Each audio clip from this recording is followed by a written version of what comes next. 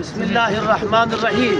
আমরা আজকে যেখানে দাঁড়িয়ে আছি এটা হলেন হযরতে সাইয়্যিদাতুশ শুহাদা ইমাম হাসান হুসাইন রাদিয়াল্লাহু তাআলা আনহু, তার মা, তাদের মা হযরতে ফাতেমাতু সাইয়্যিদাতুন নিসাইল জান্নাহ, যিনি সমস্ত নারীদের সরদার হবেন জান্নাতের ভিতরে। তার বাড়ি হলেন এইটা।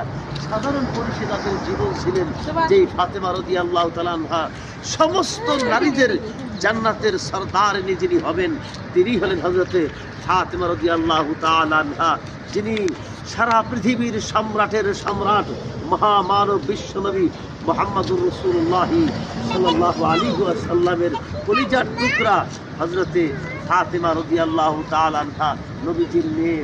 তার বাড়ি হলেন এইটা। এখানেই তিনি জীবন যাপন করতেন সাধারণ পরিসে, সাধারণ মানুষের মতো।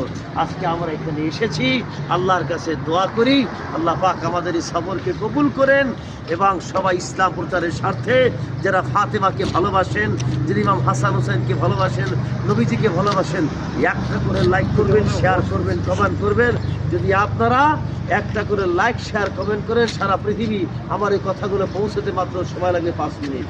আল্লাহুম্মা সাল্লি আলা মুহাম্মদ ওয়া আলা আলি মুহাম্মদ কামা সাল্লাইতা আলা ইব্রাহিম ওয়া আলা আলি ইব্রাহিম ইন্নাকা হামিদুম মাজিদ। আল্লাহুম্মা আমিন। রব্বানা যালামনা আনফুসানা ওয়া ইল্লাম তাগফির লানা তারহামনা লানাকুনান্না মিনাল খাসিরিন।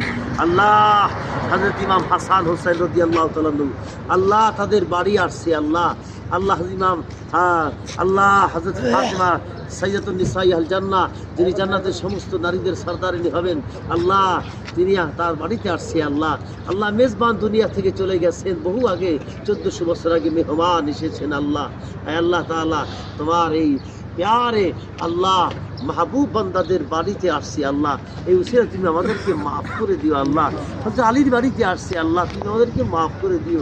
তারা যখন জান্নাতে যাবে আমাদেরকেও জান্নাতে যাওয়ার তৌফিক দান করিও। আল্লাহ আল্লাহ সারা পৃথিবীকে শান্ত করে দাও। আল্লাহ ইসলামের বিজয় দান করো। আল্লাহ যুদ্ধ বিদ্রোহকে ঠান্ডা করে দাও, মুসলমানদের অনুকূলে এনে দাও। আল্লাহ আল্লাহ তাআলা ওয়াতাসিবি হাবিল্লাহ জামিয়া, সমস্ত মুসলমানদেরকে এক এবং নেক হওয়ার তৌফিক দান করো। আমাদের সন্তানগুলো মানুষের মতো মানুষ হওয়ার তৌফিক দান করো। برحمتك يا ارحم الراحمين।